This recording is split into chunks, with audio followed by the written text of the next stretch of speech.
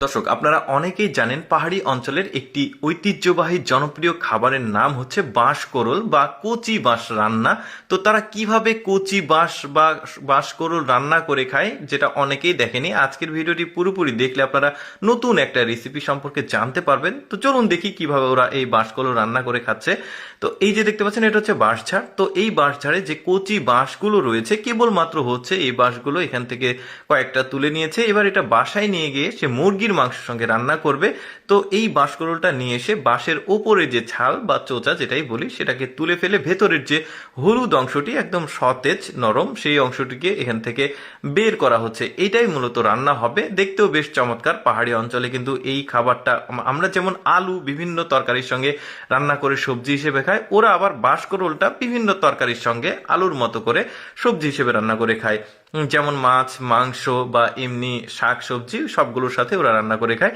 তো এই বাঁশকরোলটার চোচাটা তুলে ফেলে সুন্দরভাবে, এটা পেঁপের যে সাইজ করে আমরা কাটি, পেঁপে রান্না মানে তরকারি হিসেবে রান্না করে আমরা যেভাবে খাই, ওইভাবে একটু একটু অংশ অংশ করে কেটেছে। এবার এটাকে নিয়ে এসে ঠান্ডা পরিষ্কার পানিতে সুন্দরভাবে ধুয়ে নেওয়া হচ্ছে। ধুয়ে এটাকে নিয়ে আসছে এই যে চুলাতে। চুলাতে দিয়ে প্রথমে এটাকে সেদ্ধ করা হবে।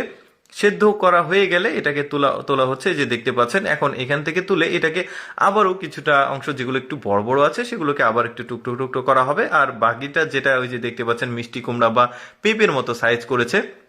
তো যাই হোক, এবার মাংসের সঙ্গে যেহেতু রান্না করবে, মুরগির মাংসটা ওদের কাটার যে সিস্টেম সেটা একটু আলাদা দেখা যাচ্ছে।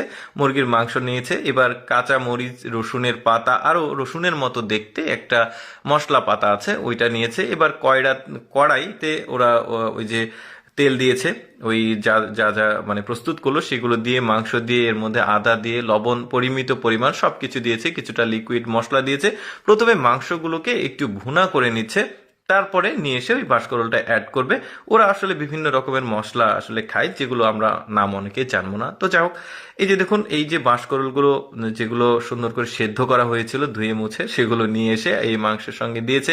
এবার এটাকে নাড়াচাড়া করা হলো, কিছুটা সময় চুলাতে রেখে দেওয়া হচ্ছে যাতে জিনিসটা আরো একটু ভালোভাবে সেদ্ধ হয়। এবার কিছু কাঁচামরিচ, তারপরে আরো কিছু মশলা ওটা অ্যাড করেছে। এই যে দেখতে পাচ্ছেন রসুন পাতার মতো একটা পাতা, রসুন পাতা না, ওটা আলাদা একটা মশলা। এটা দিয়ে সুন্দরভাবে এটাকে মাংসের সঙ্গে মিক্সিং করা হলো। রান্নাটা অনেকটা সময় পর প্রস্তুত হয়ে গেছে। এখন কিন্তু এটা তুলে রাখা হচ্ছে। এই যে দেখতে পাচ্ছেন, দেখতেও বেশ চমৎকার লাগছে।